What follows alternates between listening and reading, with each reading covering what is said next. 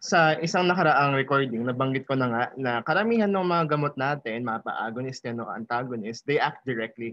Meaning, ito yun, no? So directly, meaning, ito si receptor. Ito si receptor A. Tapos, ang ginagawa ni direct agonist or direct antagonist is pumupunta talaga siya sa active site. Na normally, si receptor A, meron talagang endogenous molecule, pwede yung hormone, pwede yung neurotransmitter, na talaga pumupunta dyan. Pero if you want to even increase that activity, or if you want to block that activity, then you could have an agonist or antagonist going directly there. Now, sabi ko nga din, meron din tayong mga indirect acting drugs na hindi man sila pupunta talaga doon kay receptor A. Meron naman silang ibang kinokontrol na bagay, kunwari enzyme, na may kinalaman din sa kanya. Kunwari, dito, si enzyme na to, may kinalaman kay molecule na pumupunta kay A. So kapag kinontrol ni drug na to, si enzyme, parang may relationship ka na establish. Dahil binlock ko to, may effect yun dito, may effect yun dito. Indirect acting. And I want to clarify na meron actually tayong term na ginagamit para sa direct or indirect acting drugs. Basta, alam ko na itong direct or indirect acting drugs natin ay talagang parang ang goal nila is to alter the effect of this receptor A in some sort of way. We call these as pharmacologic acting drug. Usually, we use the word pharmacologic kapag antagonist lang, no? So most of the time, our direct acting antagonists, we could also classify as pharmacologic antagonist. Ngayon, baka tanungin niyo ako, so ano po yung point nun? Ba't may kailangan pang term na pharmacologic? Meron pa bang ibang paraan maliban sa direct or indirect? Unfortunately, yes. Actually, yun lang naman yung point ng recording ko na to, kaya maikli lang to. Maliban sa pharmacologic, na talagang ang pinupunterya mo ay itong receptor, we set our eyes, nakafix doon. You should know that there are other antagonists which can do other methods. May ibang gamot, katulad nito, si molecule X. Let's say this drug X will target receptor B. So, obviously, receptor B is not at all related to A. Magkahiwalay yan. Independent yan. Pero, what if, meron akong drug na pumunta sa isang ibang receptor, pero kapag na-alter niya yung activity ni B, magkakaroon siyang effect na doon nag-intersect si receptor A sa B. So in a way, dumaan si drug sa ibang bagay, pero yung effect niya is something that reaches to this thing, di ba? Pero, napansin nyo ba, itong si X, hindi siya pumunta doon sa receptor talaga. Hindi man lang niya inalter yung mga pangyayari papunta kay A. Talagang dinaan niya sa ibang paraan or dinaan niya sa ibang, kumbaga, ibang medium. In this case, ibang receptor. These are examples of what we call physiologic or functional antagonists. I think all of this is abstract mambo-jumbo kapag hindi ko binigyan ng example. So, babangin ko na yung pinaka-cliche, which I think is a really good example naman. Let's say receptor A is a histamine receptor. Let's say receptor A is the histamine receptor responsible for allergic effects, okay, or allergy. Tapos minsan yung allergy sobrang lala, it becomes life-threatening na tinatawag natin na anaphylaxis, no? So yung mga anaphylaxis nangyayari dyan, sumisikip yung dibdib, nagbo-bronchoconstrict sila, tapos yung blood pressure nila lumulubog.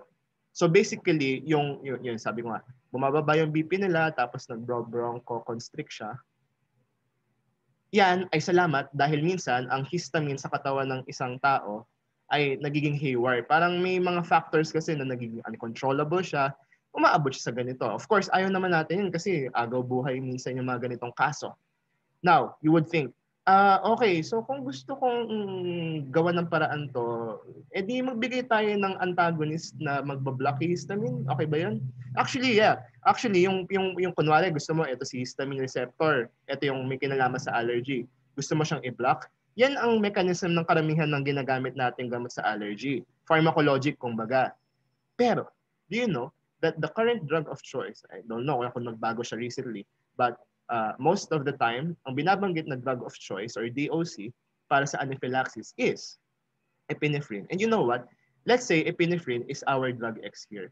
Si epinephrine kasi, ang tina-target niya ay ibang receptors. Ang pangalan ng mga receptors na yun, adrenergic. Meron po bang kinalaman ang histamine at adrenergic? Like, do they have a direct relationship? Wala. Kaya nga pwede natin isipin, si histamine ay si receptor A, histamine H receptor. Yung mga adrenergic receptor ay receptor B. So, ang ginawa ni epinephrine, dumaan siya kay receptor B, kay adrenergic. Tapos, you know what? Ano yung effect ng adrenergic kapag inactivate? Guess what?